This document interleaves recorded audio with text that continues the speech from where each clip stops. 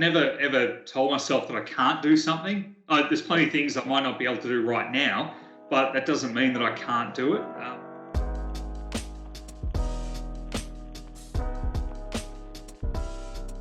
Let's pivot a little bit. I want to talk a little bit about mindset, right? So I think I remember coaching a young guy who ran a landscaping company. He was probably on about $100,000 a year. Super smart guy.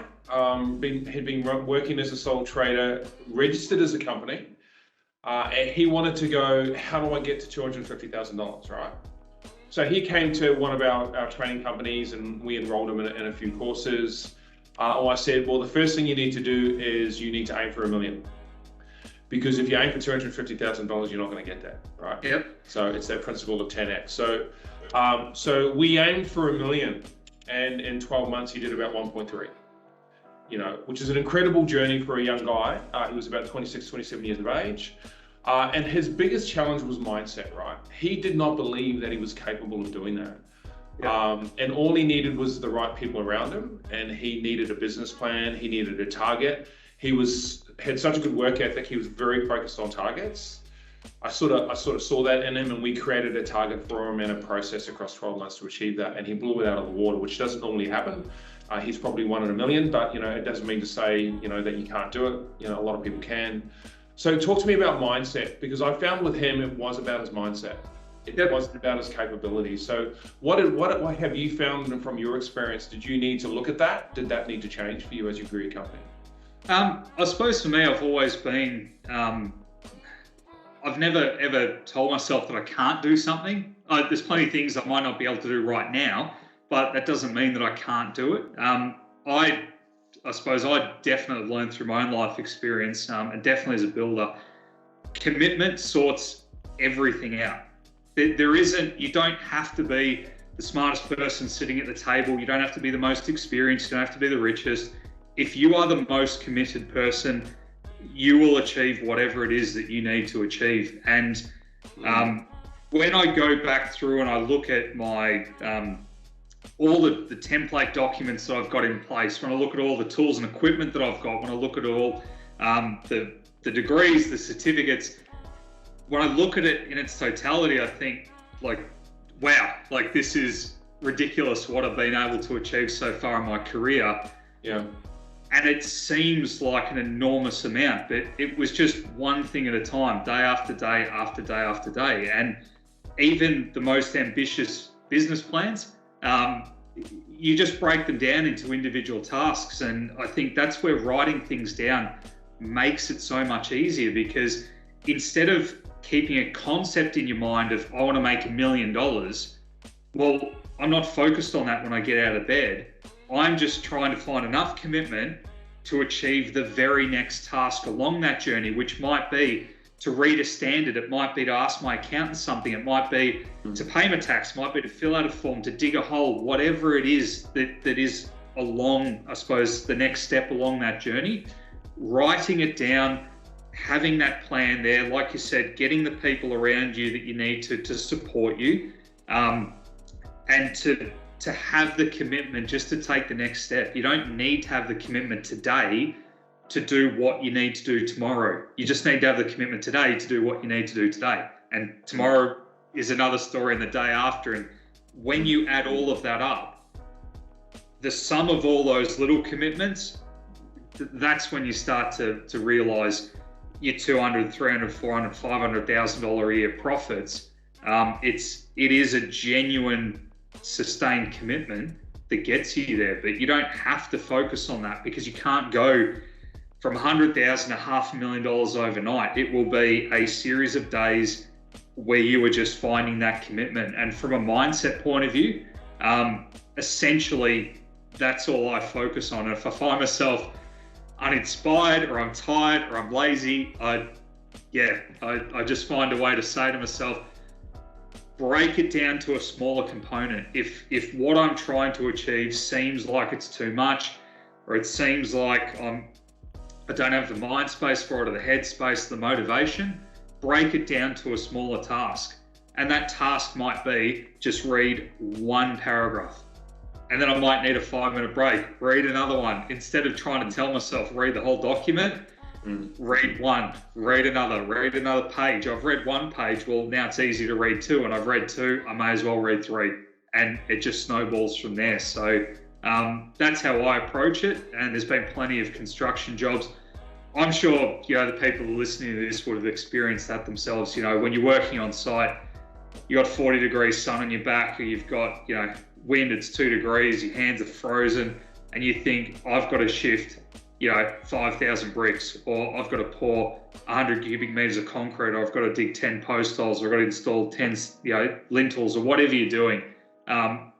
You just focus on the next thing, and you just get yourself through to the next task. And that, to me, if you do that, you can't help but succeed. It's impossible to fail, because you're not failing every day. You're just achieving the next thing that you have to achieve, and if you do that enough, you will succeed. I always say, just put the shoes in the gym bag, right?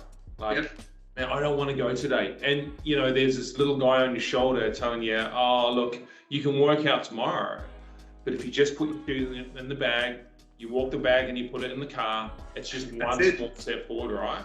That's it. And sometimes, you're right. I think that's such good advice. I think some people look at the whole picture and it freaks them out because it's too overwhelming, right? And by doing one small thing at a time, it's achievable, and you get momentum, right? So then once you get momentum, things start to occur, right? So that's certainly good advice. So,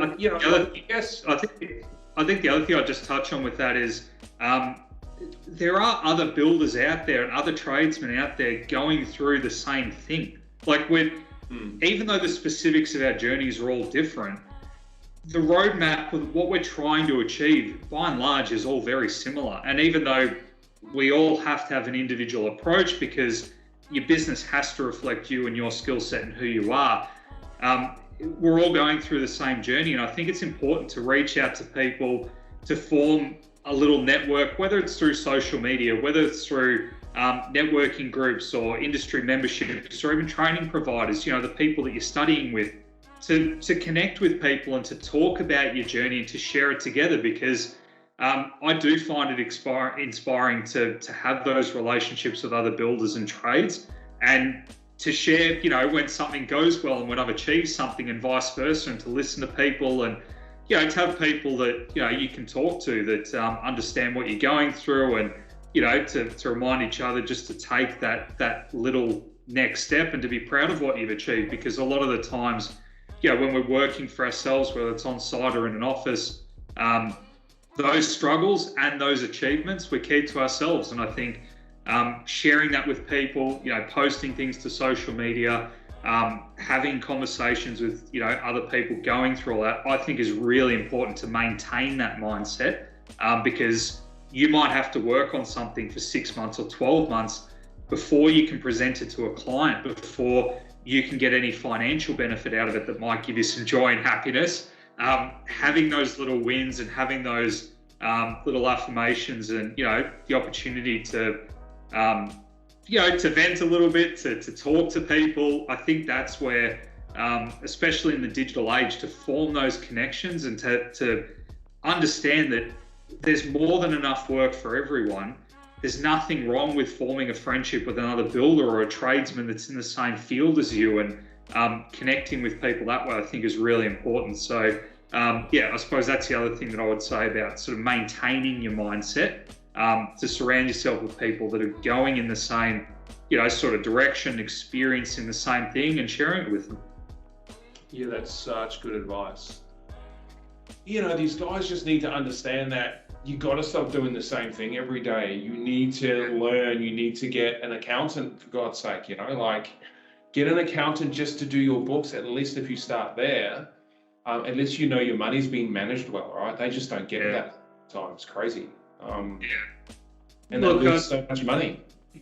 Falling in love with the other side of the coin like that, to me, is essentially what you need to do, because there are so many different aspects that you need to cover as a builder, or even as a tradesman, to grow your business. There's so much stuff that you have to teach yourself and to learn, and that's, yeah, I mean, whether people do that or not ultimately is up to them. That really is it. You don't have to. It's funny. Well, I think most won't, but that's okay.